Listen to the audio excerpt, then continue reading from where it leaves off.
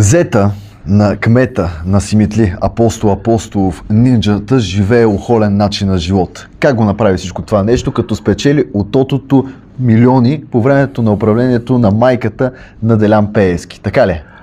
Спечели или му дадоха? Какво мислите вие? Попитайте го дали все още продължава да пуска тото. Важно е да го питаме този въпрос, защото снимките, които виждаме в момента, доказват, че той обича наистина луксозния начин на живот. Това са почивцици, това са хотела Макси в Велинград, които успяха да вземат, след като си разделиха парите с Бойко Борисов от магистрала Хемус, 70 милиона лева. 20% отидоха за тях. Тези хора вече не се занимават така, субстанциите са на по-заден план, но инфраструктурните проекти вече им са страст. Обществените поръчки вече са страст, асфалт, саниране, там печалбата е по-голяма и по-добре.